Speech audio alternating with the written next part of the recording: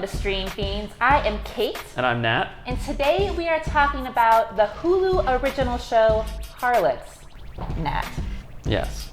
This show is ridiculous. It is ridiculous. Welcome to the sanctuary. Enter our house of recreation.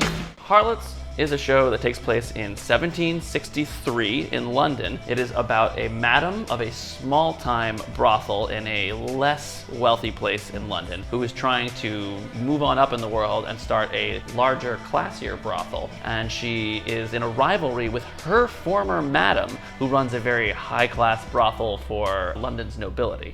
My favorite part of Harlots is that Jessica Brown Finlay, who is the star of the show, I think she's marketed as the star of the show. Her name is Charlotte. She's Charlotte the Harlot. My favorite thing is that she is one of the stars of Downton Abbey, and you know that the pitch of this show was Downton Abbey is popular. What about Downton Abbey plus sex? There's some pretty cheesy dialogue in this. I think my favorite line was when Charlotte the Harlot was talking to the Irish guy, I think the Irish guy, and he's offering her love, and she says, "For a harlot, there's no such thing." Oh yeah, that's in the promo. For a harlot, that doesn't exist. It's written, showrun, produced by women. The vast majority of the characters are female. I would say all of the female characters in this show have a lot of agency. Yeah, and there's depth to at least most of the main characters. Sometimes a little heavy-handed. There's also a lot of depictions of violence against women, both sexual and just general violence, and there's a lot of abuse in it, and it's depicted in a way that's really not terribly sensationalist. It's very disturbing. Yeah, it is pretty disturbing and pretty realistic as far as what this show is. I do think that it is sometimes undercut by how overly melodramatic the show can get, or there'll be a montage and there'll be like dubstep playing in the background.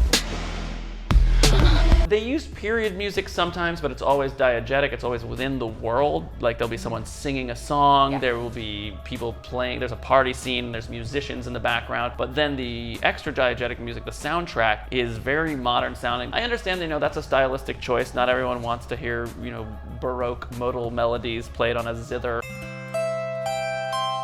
It also kind of fits with the costumes, and sets are kind of like punky, poppy. They're not historically accurate. It is about 10% Hot Topic, 90% historical drama, I would say. The world is very gross. There's a lot of animal parts and vomit. Yeah, graphic depictions of people with STDs or infections that have since been cured. There's a good amount of nudity in this show. A lot. And I think one thing to be said for the show is that pretty equal male to female ratio of nudity. A lot of men's butts, a lot of women's boobs. There are a lot of hairless men's butts bobbing up and down in the air. Like if you like men's butts slowly bobbing up and down in the air, shots from behind the butt, the side of the butt, this is the great show for you. This is the show for you. This is one minor note, but I think that this show could stand to explain to us how much money is worth in the mid-1700s. Yeah. There's a huge plot point where one of them has to pay £100, and I don't know how much a pound is right now. Yeah. I know that it's more than $1, but I definitely am not familiar with how much a pound in 1763 is in modern day American dollars. Right, I can assume that it was worth a lot more. It's a lot, but sometimes it'll be like, oh, it's 5 shillings, it's tuppence. And I don't know what any of that means. Like, give me, is that a lot? Is that a little bit? I want like a little lower third that has like a